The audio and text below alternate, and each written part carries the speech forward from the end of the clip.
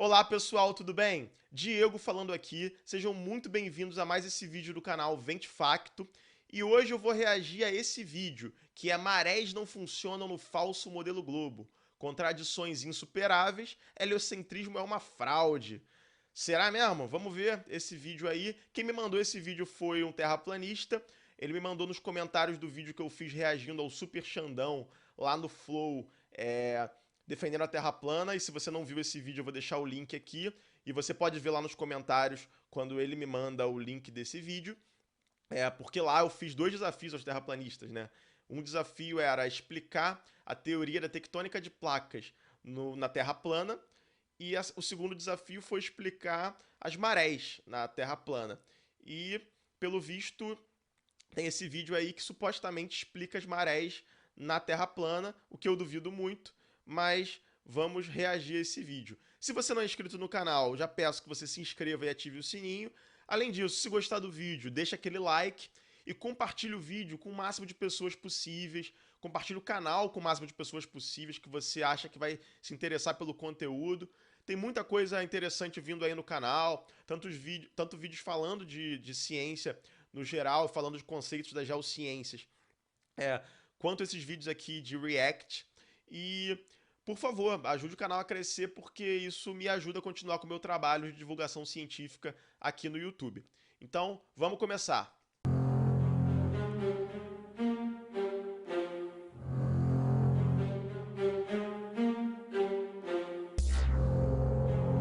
Hoje nós vamos falar sobre as graves contradições relacionadas ao fenômeno das marés no modelo Globo. Então eu vou usar termos relacionados ao modelo combatido, como gravidade, um Sol extremamente grande, força gravitacional, não que eu acredite neste modelo. Eu apenas estou usando os próprios dados deles para mostrar a fraude. Então vamos lá. Em geral, podemos observar duas marés altas e duas marés baixas a cada 24 horas e 48 minutos. As marés alta e baixa são separadas por períodos de aproximadamente 6 horas e meia. Até aí tudo bem.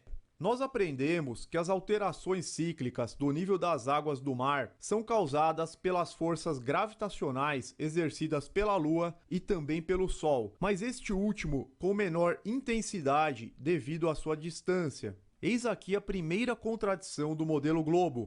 Vamos ver que dados são esses aqui. A massa, a gravidade dos planetas.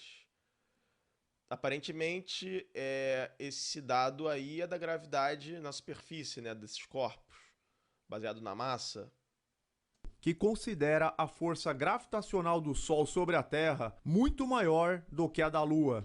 Pera, esse dado é sobre a Terra ou na superfície do planeta? Porque se fosse sobre a Terra, porque a gravidade de Plutão, que está extremamente distante, está maior do que a da Lua? Ele se confundiu aí. Esse dado aqui, apesar de não falar o que que é, aparentemente é a gravidade na superfície desses corpos, não a gravidade que eles exercem sobre a Terra, em metros por segundo ao quadrado, né?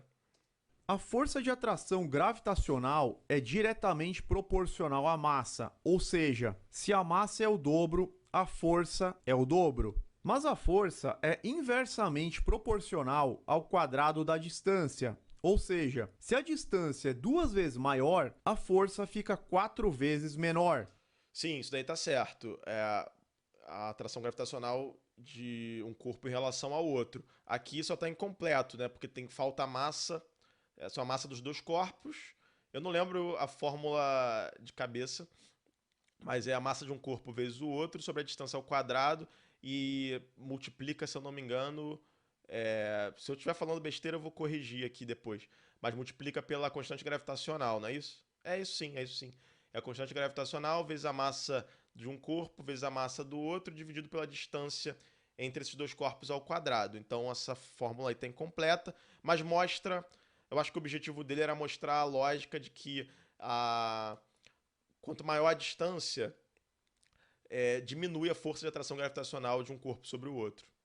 Se a distância é 3 vezes maior, 3 elevado ao quadrado é 9, a força fica 9 vezes menor. Assim sendo, temos que considerar um Sol com massa extremamente grande, correspondente a 99,86% de toda a massa do Sistema Solar, e distância também grande, e uma Lua com massa muito pequena e distância relativamente pequena. Portanto, qual exerce maior influência? Então a gente tem que pesar duas coisas aqui na balança. Um Sol gigantesco, mais de 99% de toda a massa do Sistema Solar, porém muito distante, e de outro lado, uma Lua com uma massa ínfima, uma massa muito pequena, porém relativamente próxima à Terra. Qual que exerce a maior influência sobre as marés? A força com que o Sol atrai a Terra ou a força com que a Lua atrai a Terra? Quem exerce mais força de atração sobre a Terra, o Sol ou a Lua?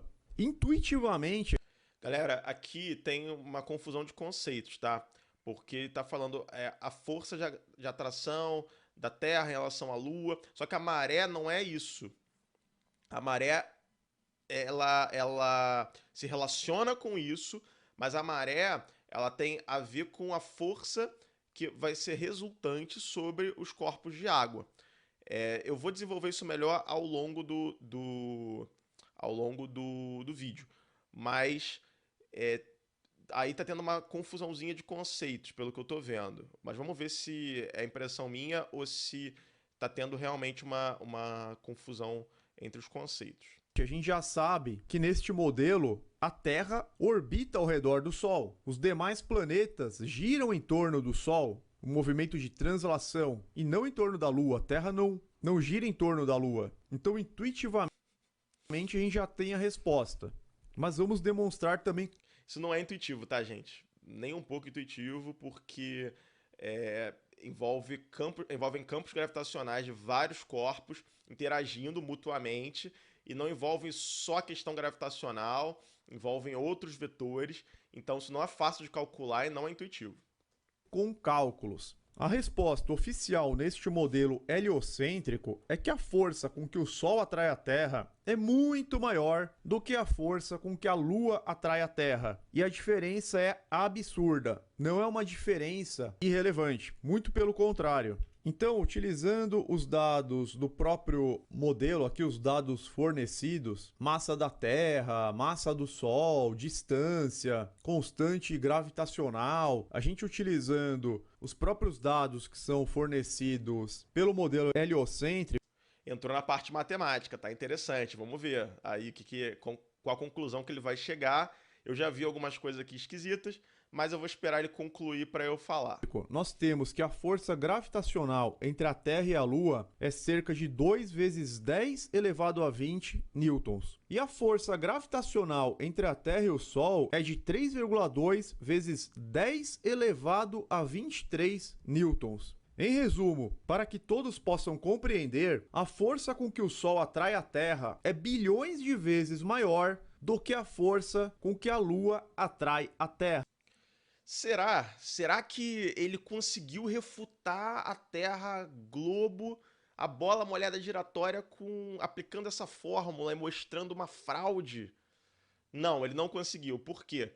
Porque essa fórmula aqui, apesar de ser a fórmula correta para saber a força de um corpo sobre outro, não é a fórmula correta para você saber a força de um ponto na superfície desse corpo, que é o que você tem que usar para saber a força de maré.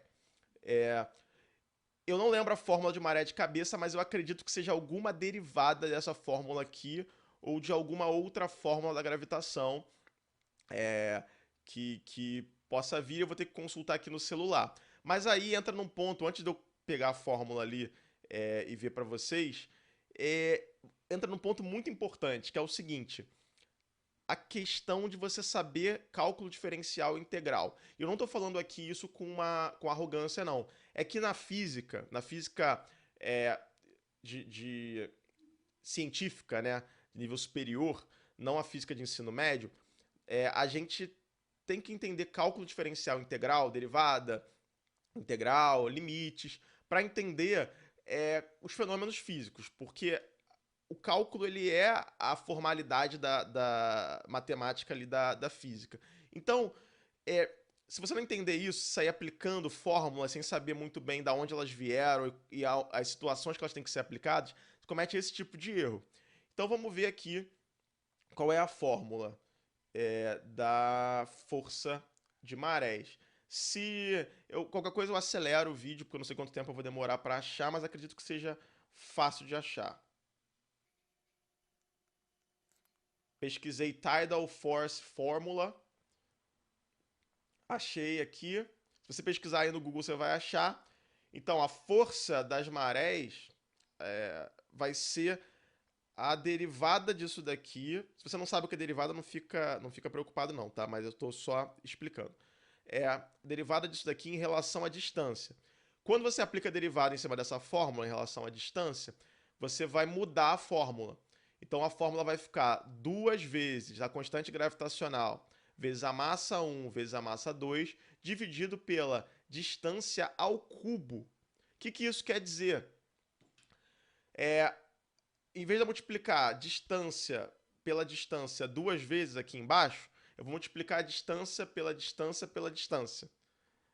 Ou seja, essa distância vai estar ao cubo. Pelo fato da distância estar ao cubo, quanto maior a distância, maior vai ser o resultado desse valor aqui ao cubo. E aí que entra no ponto interessante. Você vai diminuir drasticamente o resultado aqui da força. Então, se você calcular em casa, pode calcular agora com esses mesmos dados que ele deu, só que com a fórmula certa, que eu já vou deixar aqui no vídeo, na edição eu vou colocar a fórmula, então você pode aplicar aí e jogar na calculadora, você vai obter valores completamente diferentes da força de maré, dessa tidal force que eu falei. E se eu achar algum vídeo de alguém explicando matematicamente isso e fisicamente isso para vocês entenderem melhor, mesmo que esteja em inglês, eu vou colocar na descrição do vídeo, tá? Lembrando que eu não sou físico, minha área são as geociências, e nas geociências a gente aplica a física para fenômenos que nós trabalhamos. Então, por eu não ser físico, eu posso ter usado conceitos aqui que não estão corretos perante a física. Então, conceitos que eu digo palavras, me referido a certas coisas de forma rudimentar. Então, eu convido aos físicos de plantão que estiverem assistindo ao vídeo a comentar e encorajo eles a me corrigir, me complementar e até a fazer outros vídeos explicando isso daí de uma forma melhor em português para as pessoas entenderem que não é a mesma coisa. Por que aplicar essa fórmula para as marés está errado? Nesta razão, se as marés realmente fossem provocadas pela gravidade, o Sol deveria ser o elemento mais importante, o elemento fundamental. Não, porque você aplicou a fórmula errada. Se aplicar a fórmula certa, você vai ver que a Lua tem um papel fundamental. Vou dar um exemplo bem intuitivo. Imagina que você tenha 2 ímãs. Um ímã muito fraquinho e um ímã muito forte. Ou seja, o ímã fraquinho ele gera um campo magnético muito mais fraco do que o ímã muito forte. Só que esse ímã fraquinho, só que eu tenho um prego. Aí eu pego esse ímã fraquinho e chego perto desse prego. Se estiver muito perto o suficiente, esse ímã vai começar a atrair o prego e, dependendo da distância, o prego vai acabar até tocando o ímã por essa força de atração. Só que o ímã muito mais forte que você tem, se ele tiver a metros de distância desse prego, você não vai sentir nenhuma força de atração nesse prego, por conta da distância. Então, apesar de magnetismo e gravidade serem fenômenos distintos, isso ajuda você a entender de forma intuitiva essa questão dos campos. Porque o campo de força gerado pela gravidade, o campo de força gerado pelo campo magnético, eles são muito similares em alguns aspectos. Similares não no sentido do fenômeno em si, mas similares no sentido matemático, né? Intuitivo de você ver como é que varia com a distância e tal. Então, vamos continuar aí o vídeo. Enquanto que a Lua praticamente não teria qualquer relevância, justamente o contrário do que nos é ensinado. Estamos diante de um paradoxo do falso modelo globo, pois deveria ser defendido o contrário do que é pregado, ou seja, o Sol tendo papel primordial no fenômeno. Trata-se de um erro insuperável, ficando descartada a teoria da gravidade. Nossa, porque você aplicou uma fórmula errada, de uma forma errada, você já refutou a teoria da gravidade. Nossa, caramba, queria que a ciência fosse tão simples assim. É, imagina, décadas e décadas de estudantes de engenharia, de física, de geologia, de geofísica, aplicando a, a teoria da gravidade, a gravitação universal, né, na verdade, é, aplicando isso o tempo todo e ninguém nunca percebeu nenhum paradoxo, né, como ele falou, nenhuma falha. Aí um vídeo de YouTube aplicando uma fórmula de forma errada, acha que refutou. Nossa, que autoestima. Vamos continuar. Conforme célebres frases de Nikola Tesla sobre a teoria da relatividade geral, que envolve a questão da gravidade, relatividade é um enorme engano envolto em um belo manto matemático. Pera, eu não sei como é que ele pulou da gravitação universal para relatividade como se fossem a mesma coisa. Apesar da relatividade ter relação com a gravidade, mas não é a mesma coisa. São inclusive eles não são não é contemporâneo, né? As duas, como é que eu vou chamar isso? As duas, a formalidade, vou chamar de formalidade. A formalização matemática da relatividade e da gravitação não são contemporâneas. Eu não sou físico, então eu encorajo quem saiba dessa informação, comente aí, por favor. E eu também não vou pesquisar aqui agora porque para o vídeo não ficar muito longo. Mas isso também, você aí em 5 minutos no Google consegue pesquisar quando a gravitação universal e quando a relatividade foram desenvolvidas. A teoria da relatividade é uma massa de erros e ideias enganosas, violentamente opostas aos ensinamentos de grandes homens da ciência do passado e também ao senso comum. A teoria envolve todos esses erros e falácias e os veste em magníficos trajes matemáticos que fascina, encanta e deixa as pessoas cegas aos erros subjacentes. A teoria é como um mendigo vestido de púrpura que as pessoas ignorantes consideram um rei. Seus expoentes são homens muito brilhantes, mas eles são metafísicos ao invés de cientistas. Nenhuma única das proposições da relatividade foi provada. Importante falar o seguinte, cara. O Tesla, eu não sei quando ele falou cada uma dessas frases, se ele falou essas frases no mesmo dia, na mesma época, mas nenhuma das teorias, hipóteses, princípios da ciência foram aceitos imediatamente. E isso aconteceu com a relatividade também. Então, muitos cientistas demoraram para compreender a relatividade e aceitar a relatividade. Muitos cientistas morreram sem aceitar. Só que você tem que pensar que, já dá para ver por essa foto preta e branca aqui do Tesla, que ele falou isso daí há muito tempo.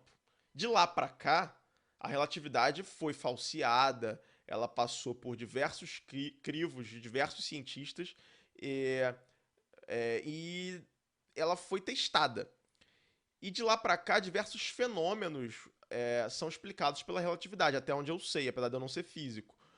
Então, você pegar frases de alguém que desconfiou de uma teoria numa época específica e décadas depois você usar isso como um argumento de que a teoria está falsa, você não está sabendo como é que a ciência funciona.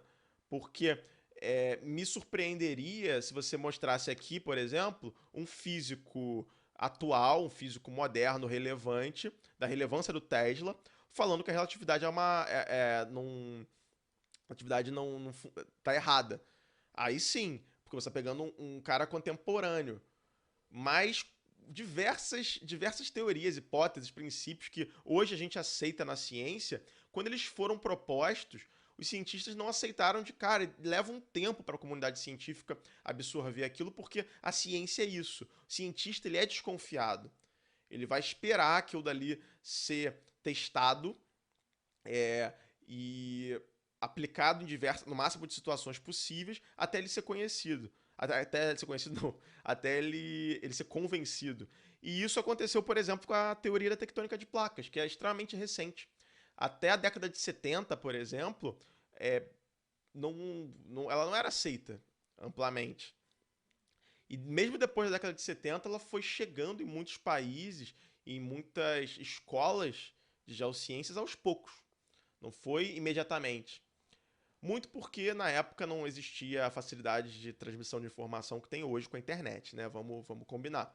Mas vamos continuar aí. Inclusive, eu encorajo mais uma vez aos físicos que, por favor, comentem sobre isso aí, da relação da gravitação com a teoria da relatividade, a relação dessas declarações do Tesla, porque eu não sou físico, então eu não posso entrar numa área que eu não sou especialista, apesar de eu ter cursado disciplinas de física na graduação.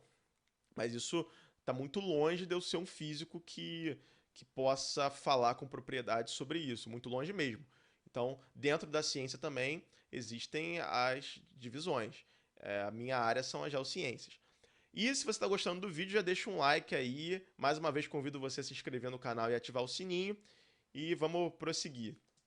E realmente Nikola Tesla estava certo. Até hoje, nada relacionado à teoria da relatividade foi provado e nós estamos vendo os erros subjacentes. Isso é interessante porque não faz sentido nenhum. Ele está falando assim, o Nikola Tesla falou isso. Logo, até hoje, não foi comprovada a teoria da relatividade. Mas quando o Nikola Tesla falou, foi há décadas atrás. Então, como é que ele está usando a fala do Tesla com até hoje? A gente está em 2020. Tem que pegar um físico contemporâneo, cara. Nós estamos vendo as contradições básicas, erros grosseiros que não podem ser superados. E outra coisa, qual a relação da gravitação universal, que você está dizendo, pelo que eu estou entendendo, é isso que você está falando que está errado, né? Com a relatividade. Aí, nesse caso, não tem. É uma teoria que não tem a menor chance de subsistir. Mas como nada é tão ruim no modelo bola que não possa piorar, por que temos marés altas em um lado na bola, quando o Sol e a Lua se encontram posicionados no lado oposto? Então nós temos, por exemplo, o Sol e a Lua deste lado da bola e do outro lado, que não tem ninguém exercendo influência, maré alta. A explicação que nós vemos geralmente é esta. Temos aqui a Lua, o centro da força gravitacional, atraindo os oceanos. Então é formado um bulbo deste lado. As águas É formado um bulbo do outro lado também, está incompleto esse desenho. seriam atraídas pelo centro da força gravitacional da Lua. Esse é um desenho aqui do modelo globo. Mas nós vemos a maré alta do outro lado também. E para piorar, nós podemos ter os dois luminares. Vamos lá. Isso daí é legal porque isso daí não é muito intuitivo das marés, realmente não. Isso daí é meio confuso. Mas quando você desenha as linhas do campo gravitacional, você consegue entender o porquê disso. O que acontece? Imagina um ponto aqui, que eu não consigo desenhar aqui, se eu pudesse desenhar ia ser mais fácil. Se eu botar um ponto aqui, ele está muito mais próximo da Lua, né? Então, por aquela fórmula que a gente viu anteriormente, esse ponto aqui está sofrendo mais força do campo gravitacional da Lua do que um ponto que está aqui, correto? Só que aqui eu vou ter uma série de pontos intermediários, né? Então o que acontece? Aqui é a área que está sofrendo mais atração da Lua, onde você tem a maior força resultante. Aqui também. Aqui vai diminuindo, né? Conforme você vai andando para cá. E aqui é a mesma coisa, porque esse ponto aqui é o ponto que está sofrendo menor atração da Lua, porque ele é o que está mais longe. Por isso que aqui forma um outro bulbo. Não sei se vocês conseguem entender isso. Claro que isso daqui também tem... isso é derivado da resultante de outros fatores, que eu não vou entrar aqui nesse vídeo. Inclusive, se eu achar algum vídeo explicando as marés, que eu já vi alguns anos atrás, alguns vídeos muito bons explicando esse campo, porque você tem que entender as marés pelo campo de força. Se eu achar, eu vou colocar aqui na descrição, mesmo que sejam vídeos em inglês, mas tem a legenda do YouTube, que não é grandes coisas, mas vocês vão conseguir entender isso melhor e visualizar isso melhor. Não precisa acreditar em mim aqui, mas esse ponto aqui, ele sofre muito menos atração da Lua do que esse ponto daqui. E isso é um dos motivos de formar dois bulbos. Porque você tem que pensar exatamente nesse campo de força. Isso é a mesma coisa, a mesma lógica acontece com o Sol e a Lua alinhados, do mesmo lado, né? Você vai ter a mesma coisa por conta desse campo. Eu teria que desenhar aqui para vocês verem. Eu espero que o vídeo que eu vi há uns anos atrás não tenha saído do ar, porque era ótimo, porque ele colocava umas molas na superfície do planeta para mostrar a partir das molas como é que funcionaria esse campo de força. E assim você entende muito bem como é que funciona. Porque olhando assim fica muito abstrato mesmo. Mas vamos continuar. Apenas de um lado. E continua existindo maré alta do lado oposto. Então eles vão inventar várias coisas, vão falar em força centrípeta, só que eles não conseguem explicar nem o básico, nem os próprios movimentos da Terra. Para começar a falar em força centrípeta, teriam que ser provados pelo menos os 3 principais movimentos da Terra. Que já estão provados, por sinal. Na verdade, não só os 3, né? Os outros movimentos que a Terra faz também. Rotação sobre o eixo inclinado imaginário, translação a 107 mil quilômetros ao redor do Sol, movimento galáctico, sem contar os outros, 11, pois eles postulam 14 num total. Isso é legal, a Terra faz muitos movimentos que a gente não aprende. E é muito interessante, né? Um dos movimentos mais interessantes é o movimento que ela faz, que é como se fosse um peão. E que o eixo, né? Que é o eixo da Terra, ele faz um movimento. E isso é muito legal porque isso afeta diversas coisas no planeta Terra. E eu pretendo fazer um vídeo sobre isso. Então a explicação do modelo Globo é pífia. Eles não têm como superar essa questão. A força com que o Sol atrai a Terra é bilhões de vezes maior do que a força com que a Lua atrai a Terra. Isso não é força de maré. Já falei que a fórmula está errada, mas vou reforçar. Você aplicou a fórmula de forma errada. Tem que aplicar a fórmula da força das marés, que é a derivada, primeira derivada, em relação à distância daquela fórmula lá que você aplicou, que vai dar uma outra fórmula que o resultado vai dar o valor exato da força das marés. No modelo Globo, as marés elas estariam restritas tão somente à influência do Sol. A Lua jamais poderia ser o principal elemento, conforme nos é ensinado. Diante disso, são apresentadas duas contradições que eles não têm como refutar de modo lógico, mensurável, observável. Claro que tem como refutar. Na verdade, não tem que refutar porque não tem o que ser refutado. Mas, modo lógico, eu mostrei que, modo lógico, você teve um erro de lógica na tua aplicação da fórmula. Porque você tem que pensar num campo, né, num ponto. Já falei lá, não vou repetir.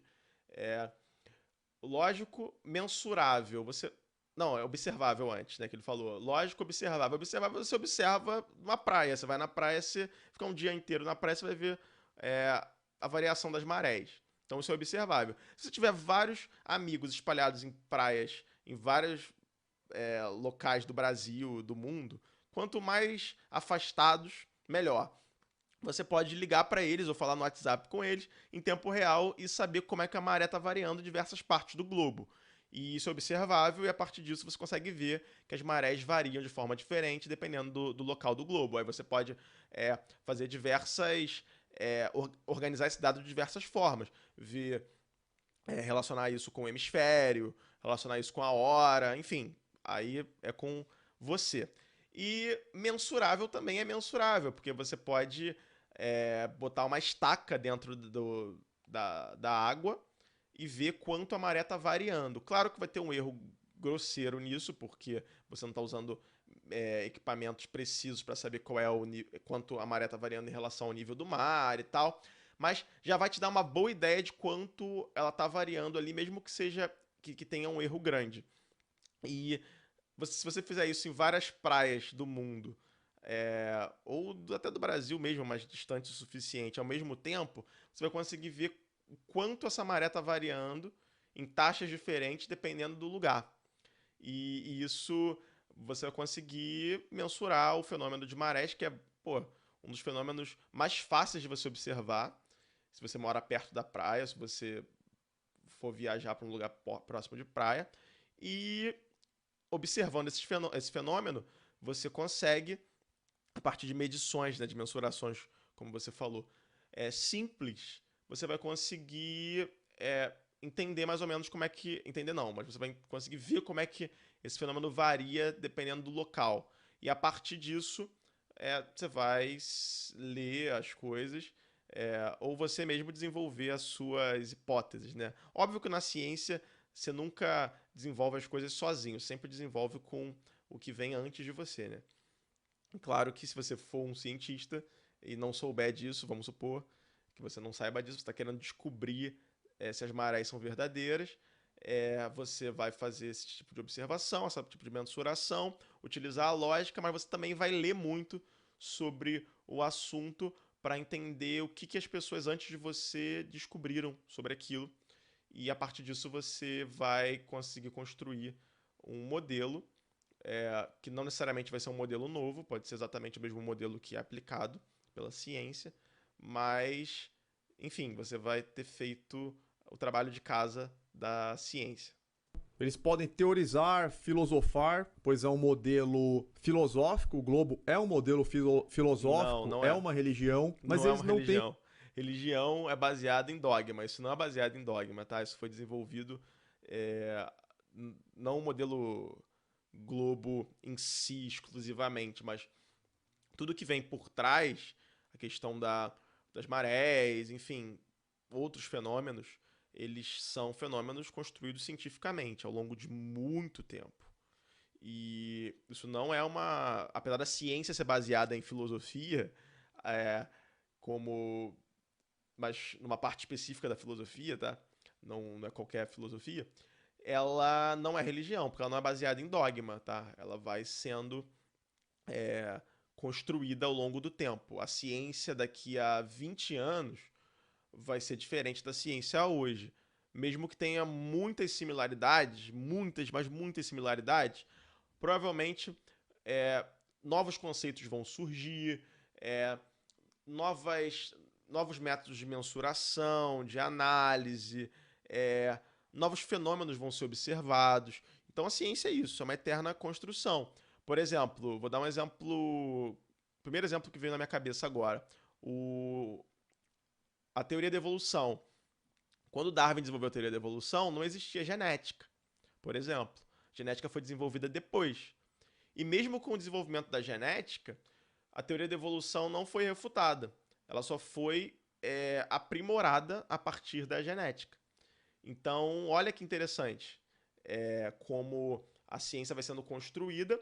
E se por acaso a genética refutasse a teoria da evolução, o que não acontece, mas se refutasse, provavelmente a teoria da evolução teria que ser toda reformulada ou abandonada por uma outra teoria. E o que não aconteceu. A genética ela só complementou e ajudou a entender outros aspectos também da teoria da evolução. Mas como eu não sou biólogo, eu não vou entrar nisso, mas eu já vi vídeos de alguns biólogos no YouTube explicando isso de forma bem interessante. Mas vamos continuar. Tem como provar e não tem como dissipar essas contradições. Na realidade, não existe contradição, tá? Contradição tá porque ele fez um erro ali na aplicação da fórmula que ele usou. as marés são causadas pela força eletromagnética do Sol e da Lua que pressionam os gases que comprimem a água. Eu vou deixar um. Pera, aí tem tanta coisa errada que eu não sei nem por onde começar. A força eletromagnética do Sol e da Lua movimenta a água. Vamos pressupor que esse absurdo seja verdade, que a força eletromagnética consiga movimentar a água, desses corpos consiga movimentar a água. Cara, se tivesse um campo eletromagnético, a gente ia conseguir medir isso de forma muito fácil. Se tivesse um campo forte o suficiente para fazer isso, e que variasse tanto, a gente conseguiria medir isso muito fácil, inclusive com interferências. A gente teria interferências em vários aparelhos. Depois que eu não sei se um campo eletromagnético ele tem a capacidade de mover fluido dessa maneira. De uma maneira massiva e planetária. Depois, compressão do gás e da água. Primeiro que a água pode ser considerada um fluido praticamente incompressível. Depois que, se o gás variasse de pressão, se a atmosfera variasse de pressão, você com um barômetro no nível do mar, você perceberia variações bruscas de pressão com a mudança das marés. Isso não é observado, cara. Então, não adianta você jogar vários conceitos num saco de gato e dizer que isso tá explicando um modelo, cara. Isso não tá explicando. Isso daí nem pode ser chamado de modelo. Isso daí é pegar vários conceitos soltos, juntar e falar, ó, a maré é causada por isso. É tipo eu falar que a física quântica explica o amor, por exemplo. Eu tô pegando uma palavra bonita, duas palavras bonitas, amor e quântico, e juntando no mesmo contexto e querendo parecer que isso é científico, e não é. Vídeo na descrição do canal Sem Hipocrisia que vai explicar como que ocorrem as marés no mundo real.